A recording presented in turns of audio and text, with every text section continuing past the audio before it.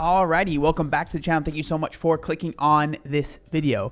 Today we're going to be talking about a post that was made by the Washington Post, or rather an article that came out, which has had some pretty big effects on the online fitness space, the online nutrition space. It's very, very interesting. This stuff is very, very interesting to me. So if you guys remember a few months ago, there was quite a bit of hoopla that came out about when the World Health Organization or WHO came out saying that aspartame is basically a carcinogen and that you have to avoid it. And a lot of people had a lot of stuff to say about that. You know, I was even one that I made a few posts, or I shared a few posts to people that I respect, sharing about this, because as someone that has been, that's always said, I drink diet soda. I don't shame anyone for drinking diet soda. If you think that artificial sweeteners help you stay on a diet, I don't have anything against it. And so this was something that came out where, the World Health Organization was saying that maybe it's something that you shouldn't be consuming. And a lot of people, the issue with that was that they weren't necessarily saying that you should never consume this, but a lot of people kind of ran with that and then started the fear mongering that has been around forever. Now, there were a lot of dietitians that were, talking about this, saying that they don't agree with what the World Health Organization is saying. Now, what's interesting about that is that obviously I agree with that, but it's come out that apparently a lot of these dietitians and nutritionists and social media influencers that were talking about this and making a lot of posts about it were actually being paid by basically Big Sugar, like literally. And it's come out that they were being paid, and a lot of people were not disclosing that information. And so this is the article that we are going to be talking about right here. So this is from the Washington Post, and it says, the food industry pays influencer dietitians to shape your eating habits. And we're going to watch this video. This article is pretty long. So we're not going to read the whole thing, but I will link it if you are interested. It will be linked in the description. Washington Post is they're kind of annoying. You have to buy a membership if you want to read the thing more than once. And so just fair warning to that. And also, if I am reading this and instead of aspartame, I say aspartame, that is because when I first started watching YouTube videos, someone that I watched a lot, his name's Chris Jones, Physiques of Greatness, he used to say aspartame, and for the longest time, that's what I just said, until I think I said it in a video, and people were like, John, that is not how you say that word, and I was like, well, I'm sorry, okay? So that's what we're going to be going over. So this is the video right here. Without further ado, let's go ahead and watch it. We analyzed thousands of videos on TikTok and Instagram, and we found that the multi-billion-dollar food industry has launched campaigns to sway consumers by essentially paying dietitians to do their marketing for them. And a lot of this is taking place right out in the open, in people's faces, and it's very effective. We teamed up with The Examination, a new nonprofit newsroom, to investigate. In 2023, the World Health Organization released reports warning people of the health risks of artificial sweeteners, like So it says right here, increased risk of type 2 diabetes, cardiovascular diseases, and mortality in adults. aspartame, categorizing it as possibly carcinogenic. So the soda industry viewed these reports as a threat to their products and a big problem for their industry. And almost immediately, you started seeing these hashtags pop up on social media on the accounts of registered dietitians. One was hashtag safety of aspartame. And in some cases, dietitians would post links to a website called safetyofaspartame.com. Now, I want to make it clear, I don't think that this has been an interesting, when I first started kind of doing research and learning about this, I definitely felt conflicted, because I agree with what these dietitians are saying. I agree that aspartame or aspartame is not something that you should be fearful of. And if it's something that helps you, that you should not, that's how I genuinely feel, right? It's something that I use often. It has helped me stay on track. And so I, for the most part, agree with a lot of what is being said here. Now, what I do think is interesting is that if you are being paid basically by Big Sugar or say the soda companies, you absolutely should disclose that. The issue what was happening a lot of the times is that they might say ad or they might say sponsored or whatever, but it wasn't clear who sponsored the content, Because I do think that that's really important, especially when someone is a dietitian or even a nutritionist, which, if you don't know, those are two very different terms, right? I am technically a certified nutrition coach. That does not mean I'm a dietitian, and I want to make that very clear, right? There's very, very different things. Basically, in California, especially, I don't know how every state's a little bit different, but in California, literally anyone can call themselves a nutritionist without any sort of certification at all, right? So that's important to know. Dietitian is not the same. You have to go to school. You have to get a degree. That's what a dietitian is. So because of that, especially dietitians, people are going to really trust what they are saying.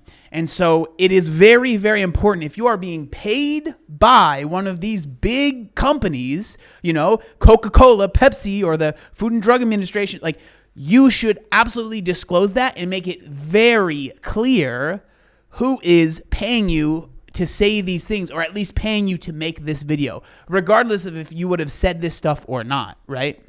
When you get home, check out safetyofaspartame.com. These dietitians presented themselves as experts and tried to discredit the WHO findings.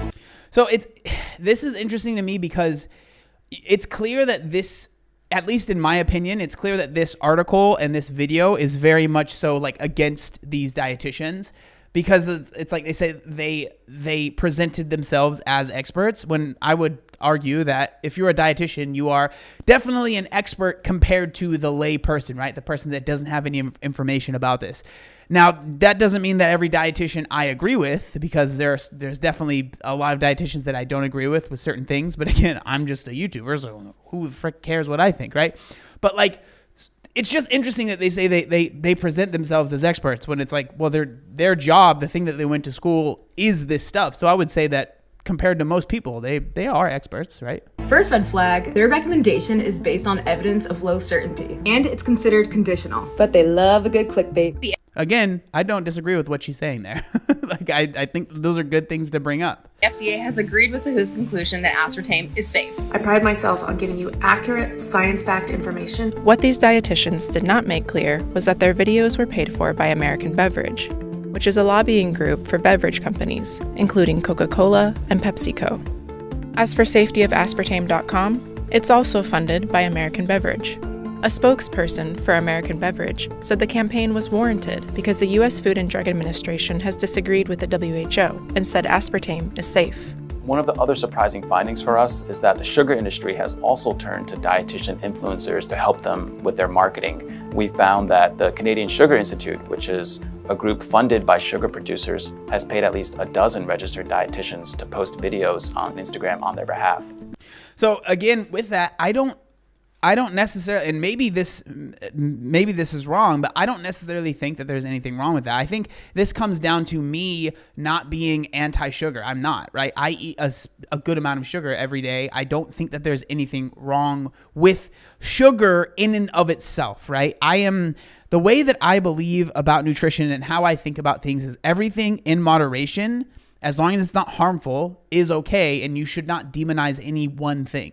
Because once you demonize a certain thing, it makes, I feel, really these connections become too easy to make. When you say sugar is evil, just point blank period, it makes it feel like you can't ever eat any type of sugar, right? If you have a piece of candy or even a few pieces of candy, like, you feel like you did something bad, like you made a bad decision, you are bad. And I really disagree with that. So I think it's important to not demonize anything, but also understand that, like, yes, eating only sugar would be a problem, and that would probably lead to diabetes, right? Like, and so moderation is important, but not to the point where you are saying you are not allowed to have this thing. And I would probably argue that most of these dietitians that are making these posts feel the same way.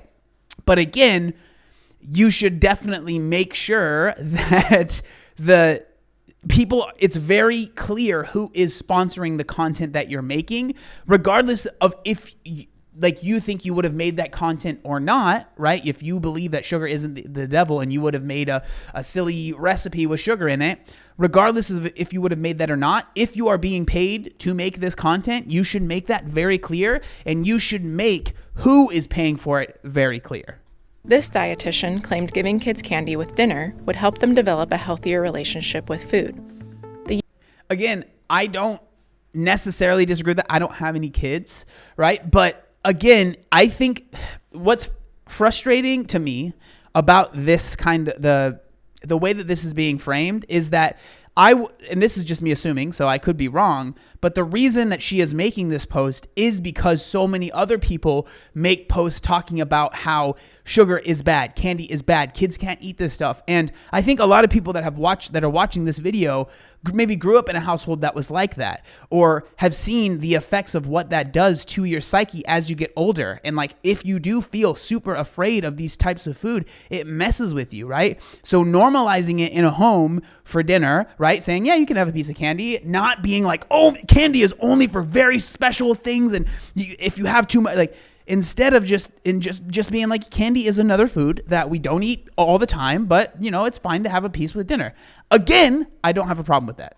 U.S. Centers for Disease Control and Prevention says too much added sugar can contribute to obesity, type 2 diabetes, and heart disease. Dietitians wouldn't tell us how much they get paid. So again, too much added anything, right? If you're in a caloric surplus, is going to be a bad thing.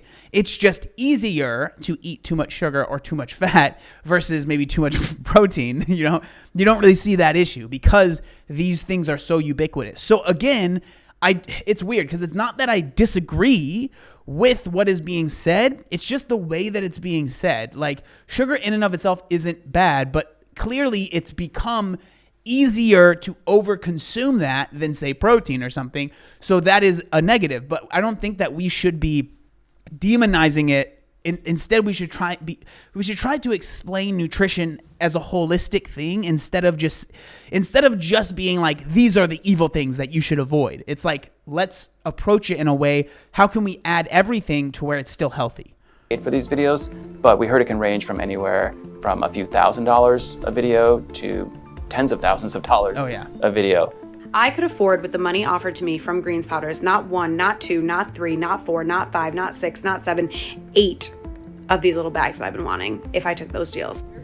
Yeah, dude. I mean, the amount of money that you can make, like if your following grows to a significant number, the amount of money that you can make by being just like unscrupulous, just not caring and just posting whatever, it's gnarly, man. It really, most people that say like have a quote unquote normal job, work 9 to 5, if they heard the amount that you can make, it's almost like embarrassing to say, like the amounts that I've been offered from similar companies, right? Greens, there's stuff that I disagree with, like the body sculpting and teas and all that stuff. But it's like, I don't want to post that because I don't believe in that. So I'm not going to share that stuff. Even when creators included a paid partnership label or put hashtag ad in the caption, it wasn't immediately obvious to viewers who sponsored the videos.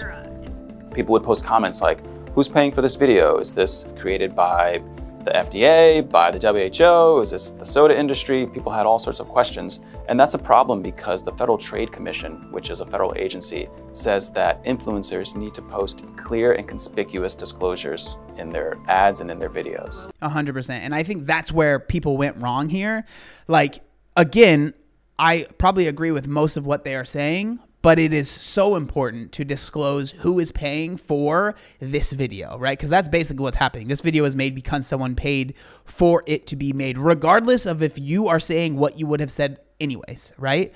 And that's really important. And then on top of it, when we're talking about this stuff, when it comes to nutrition and diet and these things, it is so much more important than some random like making a video about a pair of leggings you got, right? Like there is a huge difference between, people's nutrition and some random leggings or some random sunglasses or whatever, right? Like but even with that, when you have a pair of leggings, you'll usually ad by whatever brand, right? Ad by Oakley if it's a pair of sunglasses. Like it's very easy to see for the consumer, oh, this is paying for it. But the reason that doesn't happen in this case is because there's so many lobbyists, there's so many groups that are like inside of another group and inside of another group and inside of another group when it comes to nutrition. So you can never really find out who is paying for this because there's so many groups inside of groups, inside of groups, inside of groups.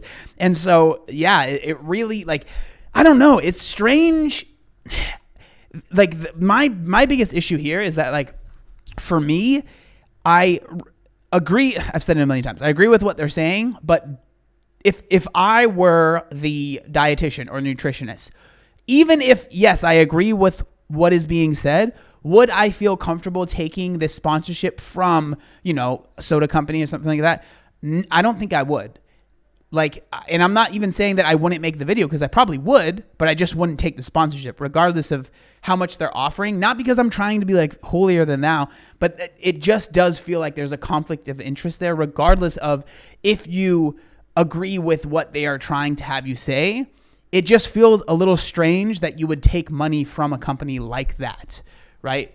That's just how I feel. The dietitians in these campaigns said the sponsored posts reflected their personal beliefs and that they had full control over the content. The Academy of Nutrition and Dietetics oversees registered dietitians and has its own code of ethics. It says dietitians should disclose conflicts of interest and avoid accepting gifts that might influence their judgment. But even the Academy is sponsored by the lobbying group American Beverage and Tate & Lyle, which is one of the world's largest producers of high fructose corn syrup.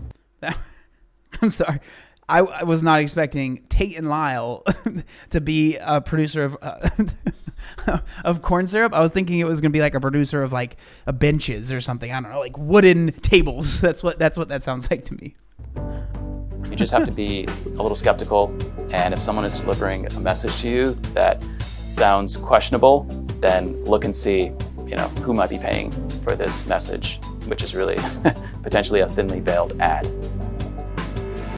So that's the video right there. And before we get, let me tell you about my sponsor. No, I'm just kidding. And so I did want to read a little bit of this article. Like I said, it's pretty long, so I'll link it down in the description. We're going to read this first part. It goes on to say, as the World Health Organization raised questions this summer about the risks of a popular artificial sweetener, a new hashtag began spreading on the social media accounts of health professionals, hashtag safety of aspartame. Aspartame. Steph Grasso, a registered dietitian from Oakton, Virginia, I think, used the hashtag and told her 2.2 million followers on TikTok that the WHO warnings about artificial sweeteners were clickbait based on low quality science. I don't know if clickbait would be the right term there. I'm not sure if they really care that much about that. But, again, I necessarily don't agree with what the WHO is saying here, right? Another dietitian, Cara Harbstreet of Kansas City, reassured her Instagram followers not to worry about fear-mongering headlines about aspartame because the evidence doesn't suggest there's a reason for concern. In a third video, Mary Ellen Phipps, a Houston area dietitian who specializes in diabetes care, sipped from a glass of soda and told her Instagram viewers that artificial sweeteners satisfied the desire for sweetness without affecting blood sugar or insulin levels. Yeah, again, I don't disagree. What these dietitians didn't make clear was that they were paid to post the videos by American Beverage, a trade and lobbying group representing Coca-Cola, PepsiCo, and other companies. That is certainly an issue. In all, at least 35 posts from a dozen health professionals were part of the coordinated campaign by American Beverage. The trade group paid an undisclosed amount to 10 registered dietitians, as well as a physician and a fitness influencer, to use their social media accounts to help blunt the WHO's claim that aspartame, a mainstay of Diet Coke and other sodas, is ineffective for weight loss and possibly carcinogenic. The campaign, which the beverage group acknowledged organizing, highlighted a little-known tactic the multi-billion-dollar food and beverage industry is using to sway consumers faced with often contradictory health messages about popular products.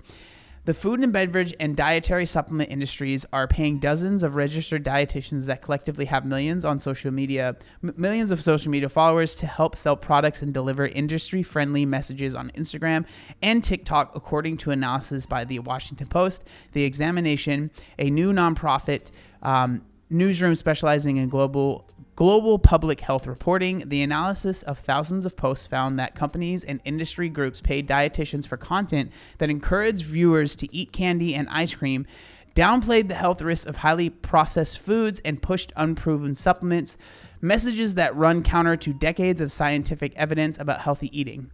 The review found that among 68 dietitians with more than 10,000 or more social media followers on TikTok and Instagram, about half had promoted food, beverages, or supplements to their combined 11 million followers within the last year. So this is interesting because I don't think that this is necessarily even talking about this situation, right? They're just saying in general. It's interesting because there's there's definitely a difference between a like influencer and then like a dietitian. And so they're saying that these dietitians had 10,000 or more social media followers. And so, man, that is interesting. Like, if you're a dietitian, is it immoral for you to be sponsored? And I don't have the answer for this. I'm curious. Like, is it immoral for you to have a paid partnership with a company that you genuinely believe in, right? Something that you think is healthy, that people should be using. Is it immoral for you to make some money off of that? I don't know. I feel like someone that's coming from maybe the more social media side, influencer side, that I don't think that there's anything wrong. But the issue with that is that, in my opinion, it's a very thin line and it's a very blurry line of, does this person actually believe in the product? Is it something that they would use themselves? Or are they just saying that they would use it themselves because they are making money off of it? I don't know, right? While some dietitians noted in their social media posts that they were part of paid partnerships, their relationships with the food industry were in many cases not made explicit to viewers, the analysis found. The Federal Trade Commission advises all social media influencers to be clear who is paying for them for promotions. That's definitely true. It's something that whenever I have some sort of ad or something like that, I try to make it very clear who is paying for it and who I'm working with. The strategy of enlisting dietitians on social media has allowed the industry to extend its vast reach and promote often questionable nutrition advice to new generations of teenage and Gen Z eaters and millennial parents accustomed to finding news and health advice on social media. By paying registered dietitians, health professionals who specialize in nutrition, the food industry is moving beyond the world of ordinary online influencers to harness the prestige of credentialed experts to deliver commercial messages. They're getting these dietitians to essentially do their marketing for them, said Marlene Schwartz, the director of University of Connecticut's Rudd Center for Food Policy and Health.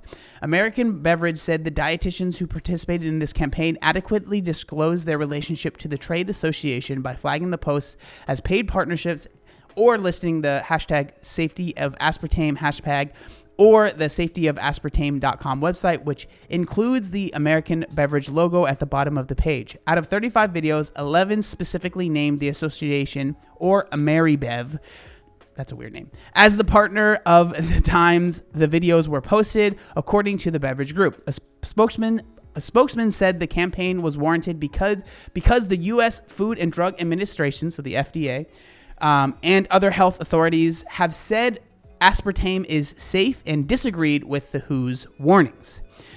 So this, again, I don't disagree with what the dietitian said, but I do think that there is a larger conversation to be had about, especially when we're talking about diet and stuff like that, supplements.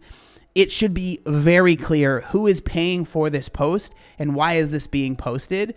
It's just a bummer because I know plenty of people that would, consider that are dietitians or that talk about nutrition that are very passionate and they really do believe in the things that they are saying. They're not being paid to say the things that they are saying. And this is going to tarnish that, that relationship they might have with their audience.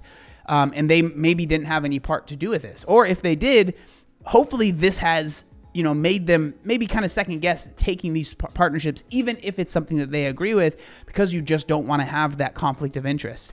But again, I will link the rest of this article because we didn't even get through probably like 20% of it, maybe not even that. And so if it's something that you're interested in, feel free to go read the whole thing. I'm not trying to, misrepresent anything. It's just we'd be here for a very long time if I read the whole thing, and I am not very good reading on camera. So I'm genuinely curious what y'all think down in the comment section down below. I've shared my thoughts. That's how I feel. But I'm curious. What do y'all think? Let me know down in the comment section down below. Thank you so much for watching this video, and I'll see you next time. Peace.